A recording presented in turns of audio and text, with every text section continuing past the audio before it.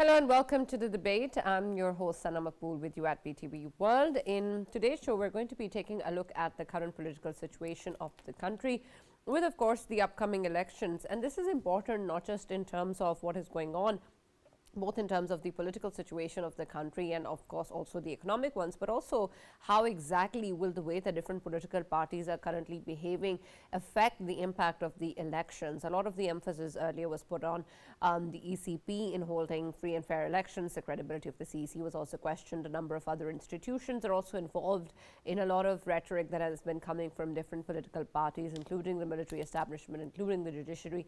And so it is important to figure out what exactly is it that different major political parties have as a strategy. At the same time, we also know that there are differing views that have been coming out in terms of a level playing field and the way the different political parties are viewing the current situation. But if we look at a few of the major political parties in the country, including the PML-N, there seems to be a lot of internal rift, or at least reports of internal rift between the party with regards to the way that different candidates are being selected in different constituencies, and of course in the way that we have seen a lot of these supporters perhaps having a different inclination towards the leadership in itself, and then also the way that the party's decision is with regards to other parties, such as whether or not seat adjustment should be done with the IPP, which seems to also be given a chance at contesting these elections. At the same time, of course, there's also the PTI, which is struggling with the withdrawal of their bat symbol by the ECP in an earlier verdict, and they plan to move the Peshawar High Court to be able to see the current situation and see what sort of opportunities exist for them to be able to go ahead and contest in these elections, keeping their bat symbol. But so far, as of now, we know that that's not the case, but we'll see how the hearing proceeds tomorrow once they have actually approached the Peshawar High Court. At the same time, we also have the PPP with its own strategy coming forward, and the leadership also talking about different political parties and the way that the voters get to choose what is going on. We have Asif Ali Zardari speaking also very candidly towards the PTI to be able to do hard work, and something referring that this is something that they haven't done in the past, and so maybe this time around they can give that a chance. And also with Mr. Bilawal Bhutto Zardari also talking to various public rallies and saying that he will be taking a look at public spending by the government, and if elected will be doing away with about 17 federal ministries, none of which he has identified. But what exactly is the plan, of course, still remains a question mark with the different political parties and the mandate that they want to float out. So we're going to be taking a look at all of the situation in light of the upcoming elections, and of course the timeline that is growing shorter and shorter by the day. That is going to be our point of discussion in the first segment, and our next one is going to be taking a look at what is going on in Indian illegally occupied Jammu and Kashmir, with just yesterday the barbaric custodial killings of 3 Kashmiri civilians in Poonch district. And this is of course important and condemned by Pakistan as always, but the kind of videos that have come out on social media as well point towards the gravity of the situation and the extent of torture that is being inflicted upon civilians in the occupied territory. And this is just one example. There have been numerous others previously as well, and unfortunately have been going on for decades now. At the same time, of course, we know that there's still a struggle going on the special status of Indian illegally occupied Jammu and Kashmir, which was revoked in 2019 and earlier got sanctioned by Indian judiciary, with the Supreme Court also upholding the decision of the Indian government in complete violation of the UN Security Council resolutions.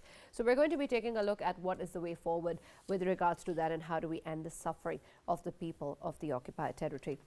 For this and more, as always, in the studios, I've been joined by senior analyst Farrukh Pitafi and Raja Faisal. We've also been joined online by leader PML-N Ramesh Singh Arora, and we've also been joined by political analyst and legal expert Muneeb Qadir. Thank you very much, gentlemen, for being part of the discussion. I'll start with you, Muneeb. When we take a look at the current situation, especially with different political parties and the news that we've been hearing, what is your perspective of the way that different political parties seem to be acting at the moment, and the way that their stances have been coming out? What exactly do you think is the current atmosphere of the different major political parties in the country, and whether or not the kind of perceived clarity that earlier existed in terms of favorites is still continuing? Leaders from every political party were quite much in a frenzy up till yesterday when the deadline for filing their nomination papers with the returning officers was approaching, but now that the date for that is passed, the next step is who is going to be eligible to contest election, which of those people who have filed their nomination papers with the returning officer are now going to be able to contest election. Because what I find really surprising is that Mr. Imran Khan has also, I mean, PTI has filed his nomination papers as well. But as far as I remember, Election Commission of Pakistan had declared him to be disqualified. And then same goes for Mia Nawaz Sharif, whose Panama papers verdict from the Supreme Court, that disqualification for lifetime has not been set aside anyway. And there is, confusion as to whether he's eligible to contest election or not, what would prevail, Elections Act or the Supreme Court decision. But even otherwise, within political parties, they all have their own battles to fight. Within PML-N, for example, there are internal rifts among different leaders, such as Shabazz Sharif and Maryam Nawaz Sharif, as to the candidates that they want to put forward for election within particular constituencies, and that is conflicting. So that is something that the PMLN has to grapple with. Other than that, also, PMLN has to decide whether they would be entering into any seat adjustment arrangement with the Istiqamah Pakistan party or not. Because if they do Right. not enter into such arrangements, they risk antagonizing the pro-establishment voices from within their voters. And if they do, it's the complete opposite. And then PTI, of course, as we all know, has lost its bat sign, the bat sign that it used to be so proud of, and that they have contested in the Peshawar High Court. What does future hold for them as far as the February election are concerned? So that is another aspect that needs to be looked at in the coming days. Right, absolutely. And I'm glad you pointed out a number of issues that the PMLN is currently facing. And we've been joined by Ramesh Singh Arora, who's leader PMLN, and perhaps he can give us better insight into the party and the kind of concerns that are floating around. Welcome to the debate, Ramesh Sab. Can you hear me? Yeah, I can hear you. Thank you. Right. So we want to be able to understand what really is going on in the PMLN at the moment. We keep hearing reports of internal rifts between the party, especially with the voter base, and decisions such as whether or not there needs to be seat adjustment with parties such as the IPP, whether or not decisions can be made in favor of the establishment or otherwise, and whether or not there needs to be some sort of distinction between followers within the PMLN that have inclinations towards either Mr. Shabazz Sharif or Maryam Nawaz. Are these just reports, you would say, or do you think that there is some substance to it? And if you can give us better understanding of what sort of decisions is the PMLN currently struggling with? Thank you very much. See, I don't know what the gossips, what the reports are in the market, and what is happening in the market or in this scenario. But PMLN is determined, and the Qaid and Mia Shabazz Sharif, SV, our senior vice president, chief organizer Maryam Nawaz, Hamza Sahib, and some other senior leadership. This is a particularly parliamentary board. They sat for more than around 2 weeks to get interview of the candidates from different constituencies of MNAs, MPAs, and particularly for the reserve seat of women and minorities. So there's a long exercise just to identify those candidates who have their strong presence in their constituency, and the voters like them. They do have strong feedback. So I don't know what gossips are there, but the PMLN is determined to go for the elections, and objective is that whosoever would be the candidate, he must have a great support from their constituents. So this is on from our side. Rest all is what you call whatever. This is just a gossip. Right. So Let me rephrase that. Let me rephrase the question. Given, of course, that elections are up and coming, of course, there are different things and a lot of work that the party must be doing, and all of you are busy with. And so, I want to understand what are the key priorities of the pre-election campaign of PMLN. What are you focusing on?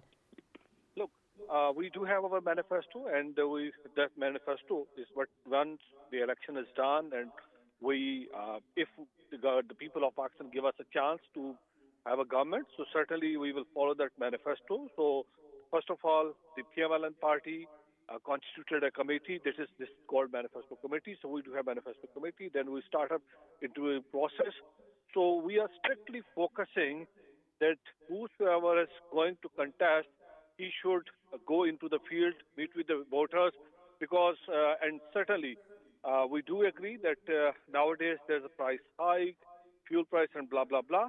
So this is all about that right now we are just focusing on the elections, particularly not only considering the Punjab, we do have a strong presence now in Sindh. You know, Mia Nawaz Shabazz Sharif went to Sindh, Mia Nawaz Sharif went to Balochistan. So we do have strong presence in Balochistan. We do have strong presence now in KPK, and Punjab is a home for the PML-N. So we do have presence in our 4 provinces. So our campaign is in all 4 provinces. Other than the PML-N, I don't see any other political parties that they do talk too much about the elections, but practically their campaign is in the field. You can't see them. Right. Ramesh Sahab, can you also give us an idea of what the party's decision may be with regards to seat adjustments with the IPP? Look, there is a discussion going on, particularly on the seat adjustment with IPP and with other political parties, MKM. Right. It's under negotiation. Okay. It's under discussion. Okay. Nothing is finalized yet. So whatsoever the outcome of that discussion would be, certainly it will come on surface. So then we will discuss it with the media and other people. I'm sure the discussion is ongoing, and I'm sure once it's complete, we'll all get to know it. But if you could give us some insight into what may be the decision. So nothing has came out of it. So certainly leadership is sitting from all the political parties. Whosoever is coming, they come up with their own suggestions. So certainly my party will see how we're going to have seat adjustment with them. We do have our strong candidates, not only one. We do have strong candidates.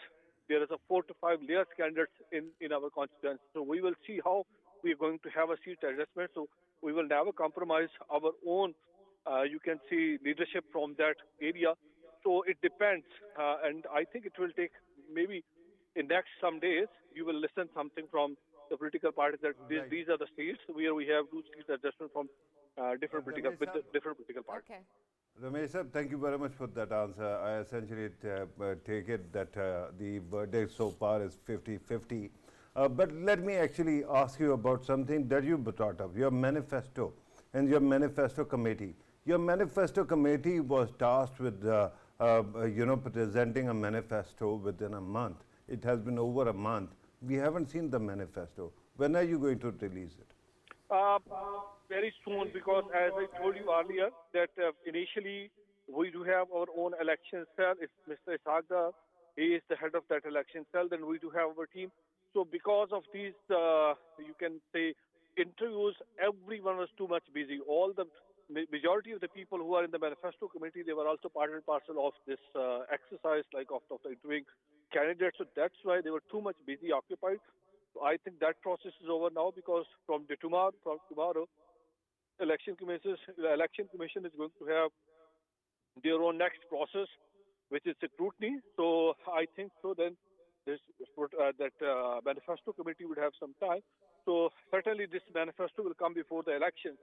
So in next couple of days, I think this committee will be in a position to share that manifesto committee with the public. That's great. Faisal, I want your perspective in terms of our discussion with Ramesh Saab so far, with the way things are going on in PML-N, and of course he's representing the party. But in your opinion, do you think that things are as hunky-dory in the PML-N as is being talked about? Sana, first of all, Merry Christmas to all of the Christian brethren of Pakistan and Christians throughout the world, and happy birthday to Father of the Nation, Muhammad Ali Jinnah, Qaid-e-Azam. And coming towards PML-N, why have you excluded me from the Christmas? Say Happy Christmas, Merry Christmas to all. Merry Christmas to everyone, Thank including Pitafi Saab. Thank you. Thank you very much. Sana, coming towards PML-N, of course, very hard decisions are to be made by PML-N political party. Of course, they have aligned themselves with different smaller political parties as well. If we talk about Sindh province, of course, they have met with the MQM and they want to have seat adjustments with them. and there are certain seats that are key for them, and of course they want to have seat adjustments in there. And if we talk about Balochistan, of course, very recently, I mean, a couple of weeks ago, we saw that leadership of PML-N it was in Quetta as well, and they met with the leaders out there as well. So to me, I think all of these alliances, they are very important for PML-N as a party, and that is why in coming days we will be seeing lots of seat adjustments. But as Ramesh Saab has rightly pointed out, that these decisions are still to be made, and these are very tough decisions, and wisdom of the leadership would be checked in these decisions when they come out, because I personally know that there are many constituencies within Punjab where they have multiple people from within the party who want to contest the elections, and at that time, of course, they have to make the harsh decisions in terms that a few of the very long-term party members, they might have to step down in favor of someone who's been nominated by PML-N itself, and PML-N would of course do it, as we know that there are certain seats, like one of the seats is of Raja Riaz. Raja Riaz would be obviously contesting elections, and he was promised a ticket from PML-N. So I am seeing that a few of the members, long-term members from PML-N, they would be quite disgruntled on this decision, but of course leadership has to do what they have to do. Right. If we obviously talk about the nomination papers, I mean, Sana, we have been obviously talking about nomination papers that hurdles are being made against the certain party. Of course, there were a few of the incidents which were highlighted on social media as well, and on digital media, everywhere we have been seeing. But at the same time, if we go through the numbers, the nomination papers, who's been registered now, that their nomination papers are with the Election Commission, and DROs and ROs, they've been facilitating this party at the same time as well. Total number of nomination papers submitted by PTI is the highest number in any of the political party. That is 2,434, PML-N 2,134, People's Party 1,651, and then TLP is at the fourth number. So if we talk about the allegations which were brought against the ECP, that they are refusing to accept the nomination papers of a particular political party, I think now they should be removed. Why? Right. Because the largest number of nomination papers, if any party could submit, was PTI, and PTI is the only party that was obviously outcrying about it. So overall, ECP's this phase, it's been excellent. The law has been followed, and obviously the directions by the Supreme Court, they have been followed by as well by ECP, and I think so far it's the process is smooth. And in future, we are expecting that everything would be okay. And Farrukh, TLP has been brought once again by Faisal, so I'm sure you have something to respond to that. 1,478 nominations. And so before we they continue, can go with 1 million. I couldn't care less. You think it's not going to have any significant political impact? Thank you very much for giving me this question, Sana. I can't talk about that. Let's talk a little bit about this before we go ahead. Yes. Okay. So let me start by wishing Merry Christmas to all our viewers and happy Qadir Day. Let me take the opportunity to also thank all the diplomats who actually wore Pakistani dresses and paid homage to the founder of this country. I think that is very touching and very moving.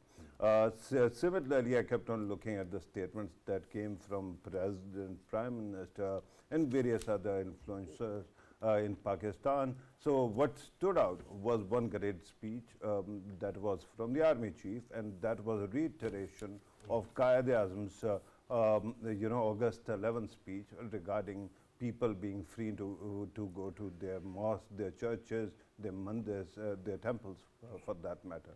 It was very heartening. Now let us talk about TLP. I think that it is neither here nor there. I mean, Faisal is triggered when I call him a fan of TLP, but he is the one who keeps on bringing it up. So this is asking for trouble. But on a serious note, I think let us go back to PML. And I think it is time for some tough love, Sana. I have no political, no skin in the game, no interest in any party's victory or loss. But I must say that what exactly is PML-N waiting for? I mean, you got all the auguries actually giving their verdict in your favor. Your leader, who was banished from the country by his own choice, but of course there was a case against him, is back in the country. Your enemy, your rival, I'm sorry, not enemy, your rival, the chief rival, has self-destructed itself, and most of its leadership is in prison, and then they don't even have their bat symbol. And yet I hear the manifesto committee's chair not talking about manifesto, but the need to ban the PTI, right? I mean, you have great opportunity to actually come forward and offer people some kind of solace for their grief, some kind of solution. Not what we have done in the past and we can do it again, but how you're going to do it. And that is why manifestos are important. But I haven't seen manifestos so far. If a manifesto committee is busy with something else as well, they should be asked excuse from the committee, and somebody else who might have full time and focus on the seriousness of the matter, they should be invited to actually sit on the board and do it. But it reminds me of something very interesting, Sana. And it reminds me of Harry Potter's, I think, fourth book, where Ron Weasley is trying to actually become a Quidditch player, and then they tell, his brother said that he has nerves, but he can perform whenever he wants to, provided you ask the entire, audience to turn their backs and wait till the time he has scored a goal. So the world is not going to go to sleep, Sana, just because you need a victory. I think it is high time that PML-N shows us what it has got. They not only what I told you earlier, the good luck that they had. Remember that they singularly chose the caretaker government as well. There were two gentlemen who were holdovers from the previous government. One has been removed today, but the other is there. He's a great addition. I'm not objecting to that. What I'm saying is that Raja Riaz, who was the opposition leader, has joined your party as well. You have total control of atmospherics. And why is it that you haven't been able to actually go to the people and get the kind of support that was needed? Who's going to take care of social media if that is a problem? Should we ban all the social media just because a certain party performs better than you do? Should we actually ban all the public jalsas because the people, you were supposed to show us the masses supporting you? Why is it taking one of the richest party in the country this much time to hire the kind of people that are needed to actually push out the kind of message that is needed for your victory? If that is not going to happen, power knows no vacuum. Somebody else is going to fill it. It can be TLP if that makes Faisal happy.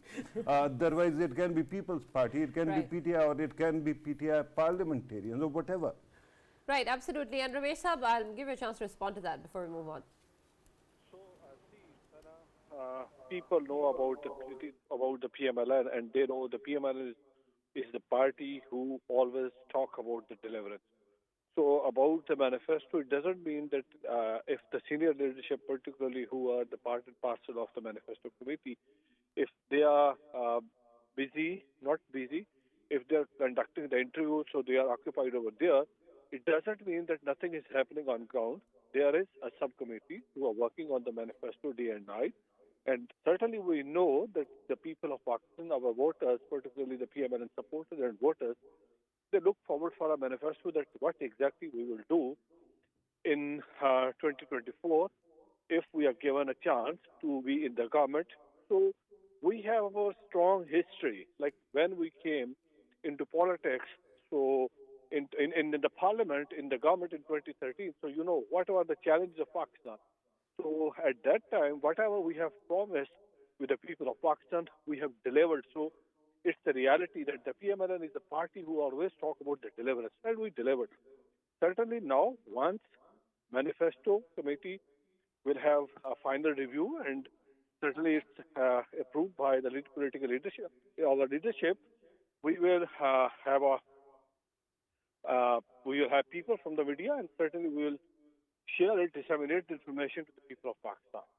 So about the level playing field, we are constantly saying, not only the top leadership, the senior leadership of the party, that there must be a level playing field for every political party. We don't believe that there should be a ban on any political party. But again, political parties, not those who are involved in the incident of 9th May. So certainly whosoever was involved in 9th May and the state has declared them as absconder, so certainly the state will take action against them, but we have nothing to do with that, with them as a political party. It's between the state and that absconder or whosoever has done or taken the law in their hand.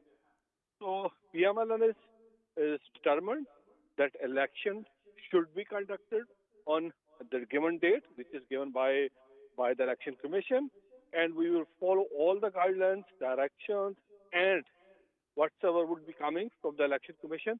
And we just focused on the election, and we are constantly in touch with the voters. We have started our election campaign. Yesterday we were in Zafarullah, which is a Tahsil of Arora. So more than around 5,000 or 6,000 our voters, they were there. Because absolutely, and I understand, of course, all of this work is continuing. But Muneeb, I also want to take a look at other political parties, and we of course know that the PTI is going to be moving to Peshawar High Court tomorrow with regards to the bat symbol, which you earlier referred to. And of course, this was something very closely linked to the entire identity of the PTI. So I want to understand how exactly do you think that this will follow, since you're also a legal expert. If you can give us an understanding into what sort of avenues exist now for the PTI, now that the deadline for nomination papers has also expired. Of course, I understand there seems to be some sort of margin still till the scrutiny is completed, but what options do you think are available, and on what grounds can this possibly be something that might result in favor of PTI? Is that an option? And Muneeb, if you can allow me, obviously for going to Peshawar High Court for appealing this case, they have to have the detailed version of the verdict, decision, the verdict as well. So when would we be getting that, and is it expected soon, so that PTI can go to Peshawar High Court later on? And about the bat symbol, can they still have bat symbol not in shape of a cricket bat, but maybe bat the mammal? So, very interesting questions all at the same time. Very good. So, Election Commission of Pakistan is the one which is the entire prerogative of when they decide to come up with the detailed verdict. But for now, they have decided that in accordance with the Election Act of 2017, election rules, as well as the PTI's own constitution, the intra-party polls had not been conducted in the ways that were specified in accordance with all these rules that I have referred to. And if that really is the case, then I don't believe that there is much of a legal ground that the PTI holds. The only bet it has got, not bet, that it has got for any chance of success at the Peshawar High Court is if they can somehow prove that the substantive decision reached by the ECP itself was either based on malice. That is something that they have been trying to elude, but unsuccessfully so in other cases, or if they could prove that it was erroneous, the findings of the the Election Commission of Pakistan. So if they could somehow prove that they had abided by their own constitution and had abided by the rules of Election Act in conducting those intra-party polls, only then they do stand a chance. But it's very unlikely that substantive findings of the ECP would be, unless there's some very extraordinary circumstances that really cannot be conceived as of now. It's very unlikely that the Peshawar High Court would have within its jurisdiction even to set aside the findings of the ECP, because like I've said, this is something which entirely falls in the ECP's and under the ECP's prerogative. As far as the bat sign is concerned, if that is what has been decided by the election commission, and if that is what the legal status is, which I have every single reason to believe, that the prescribed rules had not been followed in conducting PTI's intra-party polls, then certainly they cannot use the cricket bat, in which the identity of PTI is so embedded because it's a homage to the former PTI chairman who is right now incarcerated. They could then try to use whatever sign they want to. I think they should go for the coronavirus bat, if not the cricket bat. So time will tell. Right, and Muneeb, can you also help us understand if we go ahead and see for any political party, and then of course the PTI in particular as well, the importance of the electoral symbol is huge, and so I want to understand then what options exist for the PTI to move ahead and contest elections without this symbol. And there was a lot of talk of Plan B or the use of social media. Do you think that that's going to be effective enough? How will this impact the PTI as a party, and then also the particular candidates of the party who might just opt to leave the party since they might think that it's not going to be a feasible option? Yes, so the social media aspect of PTI, by the way, I think that the way that they have mastered the game of shaping narratives, whether it's the truth or there are a series of lies, that is completely something that the PTI social media team is indifferent to. But they just want to be peddling narratives. They're very good at it. And they are still doing it. So, I mean, we don't have to wait for them to start their social media campaign that they've already started. When they lost the PTI symbol, the bat symbol, their social media team were on it on social media, and they were crying foul, and they were complaining that they have been dealt with in an unfair manner. And the three words that they have been using very often nowadays, the level playing field, accusation that they're not getting it. So they've already started that social media campaign. They're already saying that they are not being allowed to contest at par with the other political parties, and the particular target is aimed at PML-N, who they think and feel is the King's Party. I mean, they just used an AI-generated speech of the former PTI chairman from behind the bars. So they're pretty good at that. But what it means for PTI members is there's a lot of talk going on that PTI members might seek to contest the election independently, but then, the rules as they stand currently, and those rules don't allow you to later on join PTI and then say that, we are representing PTI within the parliament. If you have contested the election as independent candidates, then that's how it is. So that would result in the dismantling of whatever that little that is left of PTI. All right. Ramesh, it brings me to a different question.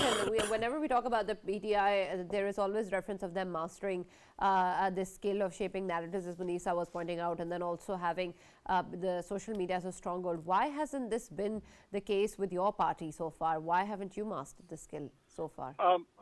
Sana, see, first of all, I forgot to say Merry Christmas. So from my side, Merry Christmas to everyone.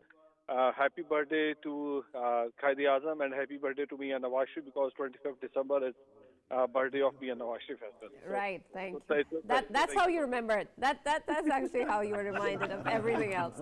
But carry on. Okay. So particularly about the social media campaign, PTI, I never use such sort of harsh words for any political party or anyone, but the reality is they always propagate negatively. So that's why they are very smart to have a negative version and have a negative propaganda. So that's what they are doing. But particularly about the PML-N social media campaign, our senior vice president and the chief organizer, she is working day and night, particularly to restructuring the PML-N page, and this is what she is doing. And we do have our social media team and our social media strategy and social media campaign. We're doing it. But we're doing it only for the purpose of that, what exactly we have done, or what exactly we will be doing something for the people of Pakistan. So we're not against anyone. Whatever would be on our social media, that's only and only performance and our next strategy. So whereas the party you're talking about, they always focusing someone, they always pointing out someone and portray a picture and that's not our party's game. So we always talk about the performance, and that's why our social media is working day and night. But I see in next couple of months, you will see a totally changed social media team of PMLN, and Executive Mariam Nawaz, she has done a lot, and certainly a lot needed to be done, and we are constantly working on that. I agree with you Okay. that All right. there's need to further revamp the social media strategy and team of. Absolutely, and we look forward to seeing that. Thank you very much, Ramesh Singh, for joining us, and thank you, Muneeb Qadir, for joining us and being part of the debate.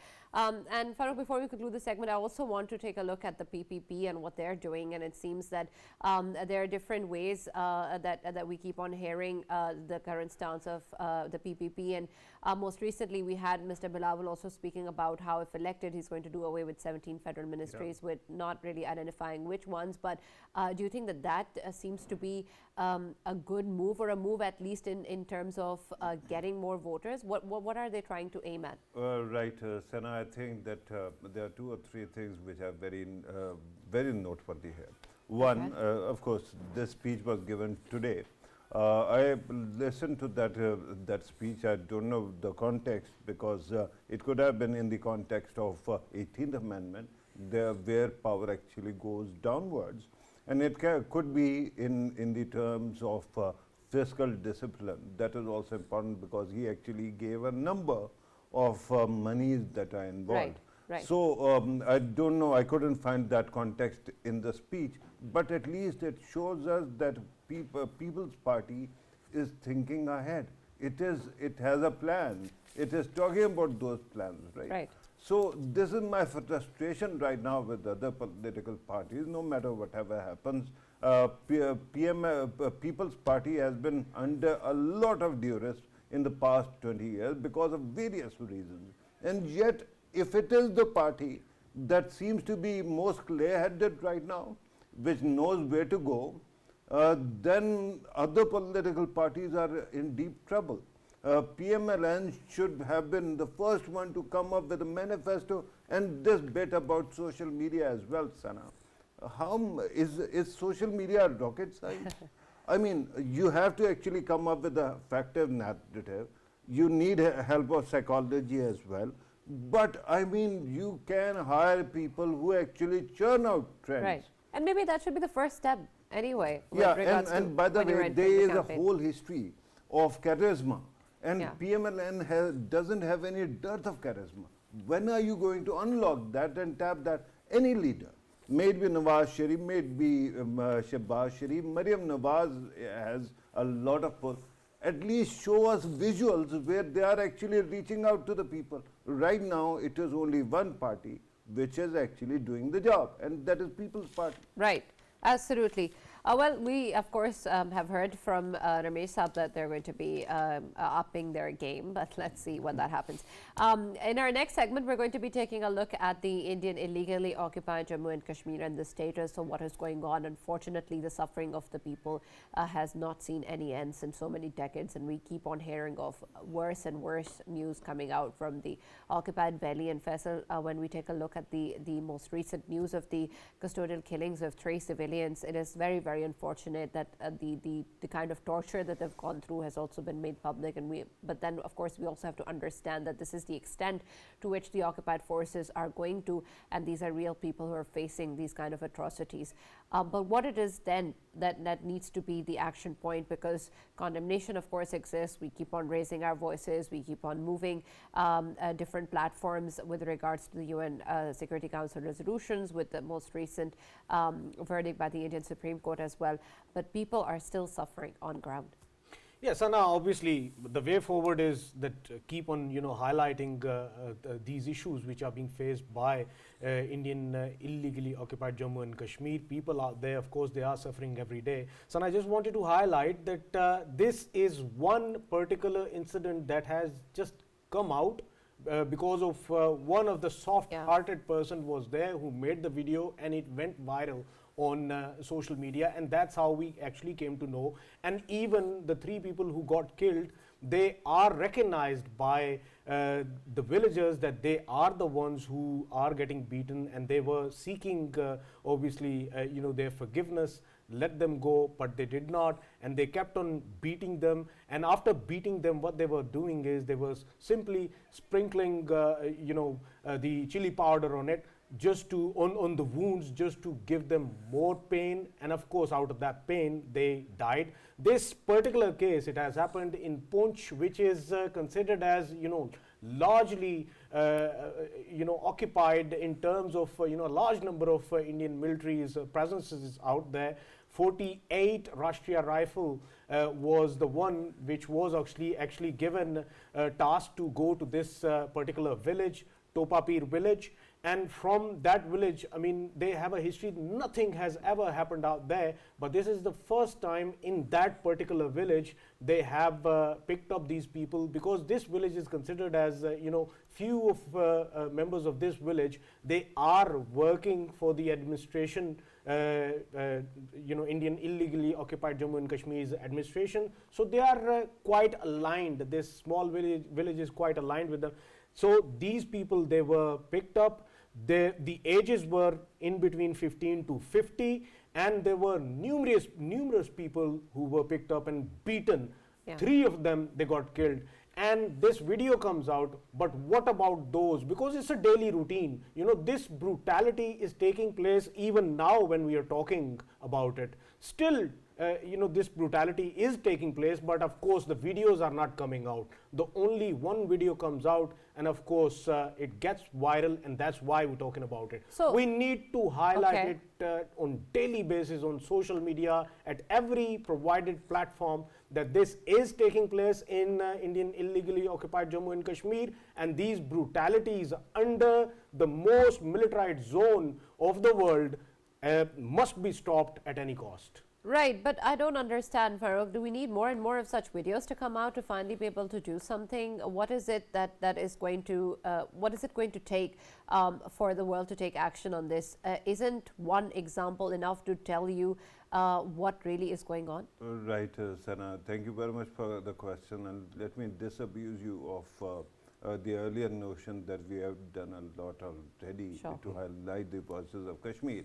Well, let me ask you one thing. These videos, as you pointed out, and pictures have been coming in from Indian side for quite some time, right?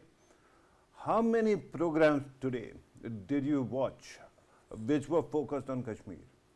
How many editorials were written or opinion pieces were written in any of the newspapers in Pakistan? None. Videos don't fight wars, Sana.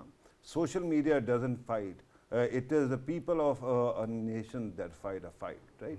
And frankly, till the time you haven't actually started convincing your own people that this is such an urgent and big issue, right, when are you going to convince the entire world? There's Kashmiris in Kashmir, of course, Azad Kashmir as well. Then there's Kashmiri diaspora, then Pakistani diaspora as well. When you actually agitate your own minds, then it reaches out. There are constituencies of various political parties internationally. They can put pressure, but first you have to start it. Daily, I mean, number one private channel today was doing a program, an interview with Hamas rather than Kashmir. Similarly, all other channels are so focused on something else rather than Kashmir. So do you think that with that kind of an effort you are going to win over all already? I don't think so. No. When we keep on telling ourselves that we have done enough, the only thing that happens is fatigue that sets in. We have to keep fighting for Kashmiris because they are in such a horrible situation. Remember, Palestine has many Arab countries standing beside it, or at least in theory they are there. Kashmir has only one voice apart from Kashmiris, that is of Pakistan. If we don't keep on actually highlighting these issues, nobody else is going to. Exactly. So what I am very humbly submitting is, we can actually pat our backs that we have done a lot already, but start doubling your effort, at least in educating your own people, so that tomorrow those people can actually make it an issue when they go abroad or when they are part of Western or other capitals of their democracies. It Yeah. is easy, not difficult. Yeah. But if you are asking them to keep on agitating for some other cause, not your own, then of course these videos will keep on coming and you'll have no end to them. Absolutely, and it's important, of course, to be able to raise our voice against all atrocities, and we're hopeful that we keep on hearing at least in the attention of the world in terms of what is going on, especially in the occupied territory and in other parts of the world as well. And Pakistan has continued to provide its diplomatic and political and moral support to the people of the occupied territory, and it will continue to do so. But of course, it will perhaps take a lot more effort, and we're there to provide it. Thank you, Farrukh, and thank you, Faisal, for that. And we're going to be now moving on to, of course, other aspects of our daily life, but the suffering of the people of occupied territory, Palestine, and other areas of the world continue. And so our hearts and prayers go out to all of them. That's all that we have from the debate. We'll now see you tomorrow.